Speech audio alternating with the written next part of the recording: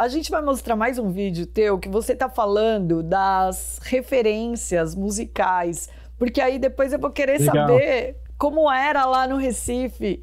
Mas enfim, nós vamos rodar aqui primeiro e saber de Bom, como foi parar nesse punk aí, nesse hardcore.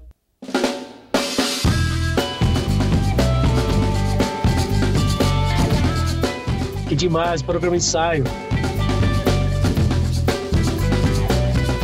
A minha Gold Top, eu vendi essa guitarra. Acho que a relação com a música, eu acho que de sempre, desde criança. Praticamente todos os nossos pais foram compradores e apreciadores de música. Minha mãe foi uma grande fã de Luiz Gonzaga, Roberto Carlos. Eu, inclusive, herdei a herança discográfica dela.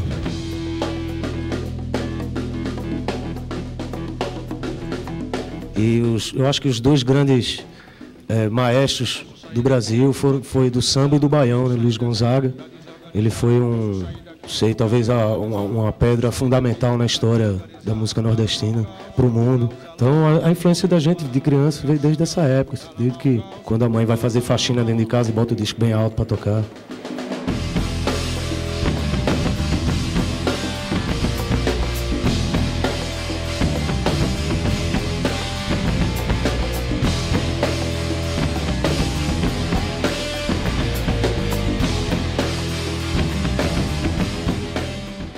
Olha, eu adorei. Demais, hein? Adorei você falando dos discos, né? Da influência que a gente recebe dos pais dentro de casa, né? Sempre, né? E Sempre. como era a sua infância lá em Pernambuco, lá no Recife? O que você ouvia e como você chegou nesse peso que você tem? Cara, eu vivi uma infância, tipo, extra musical, cara, porque a música tava em todo lugar, cara. Era uma coisa, eu não sei te explicar, assim, o nível de... não dá para mensurar a quantidade de momentos em que a música tá no teu dia a dia, quando você é nordestino, sabe? Quando você acorda, quando você vai dormir, cara. A música é em todo lugar, cara, lá. Então, assim, começava com essa questão, porque eu sou daquela época que disco se vendia, mas quando eu falo em disco, é isso aqui, né? Vinil, né? Então, era uma época que, tipo, disco vendia em supermercado.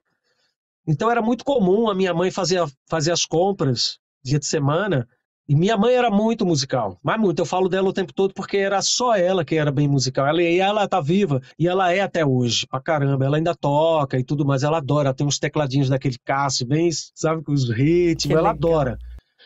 Mas meu pai era um cara muito, muito pouco musical. Eu nunca, assim, eu não tenho memória de lembrar do meu pai assoviar uma música ou cantarolar uma música. Ele nunca, não era dele. Então, assim, a minha herança musical é toda da minha mãe. Eu posso afirmar isso com toda certeza. Então, era muito comum minha mãe fazer as compras de semana, da semana, e comprar disco também junto, né? E eu lembro muito claramente, assim, do dia que ela chegou para mim e fez: escolhe um disco para você.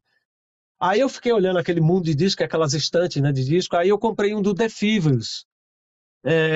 Isso deve ter sido final de 70, começo de 80, eu não lembro direito, assim, porque eu sou de 71.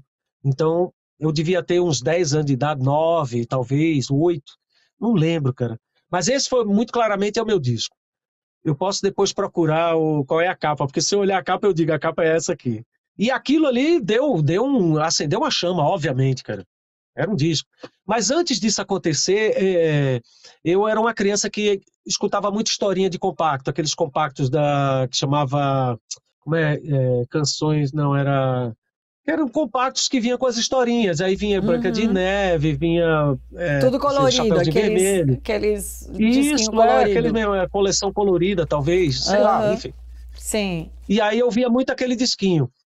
E teve um momento que, assim, porque a história começava de um lado e depois tinha que virar o disco para continuar a história. E toda vez que quando acabava, eu ficava, mãe, acabou. E minha mãe tinha que vir lá e mudar. Então, uma hora ela chegou e fez assim: ó, vou te ensinar como é que faz para você sozinho aprender, para ela não ter que ficar lá toda hora ainda.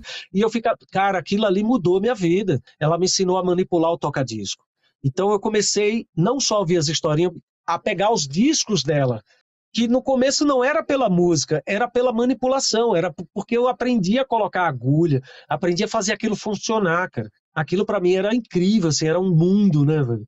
Fascinante. E aí, obviamente, eu comecei a ouvir música pra caralho, desculpa, ouvi muita música, e aí, obviamente, comecei a comprar disco. Daí eu me lembro depois, do período, assim, com uns 12 para 13 anos, meu presente de aniversário já eram discos.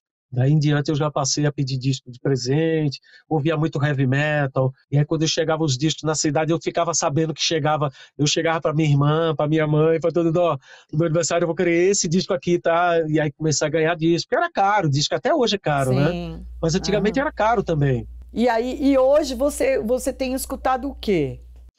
Eu tenho uma discografia enorme, assim, de gosto, cara. Eu gosto de tudo. Eu gosto muito de música africana, eu gosto muito de música europeia, música de todos os continentes, na verdade.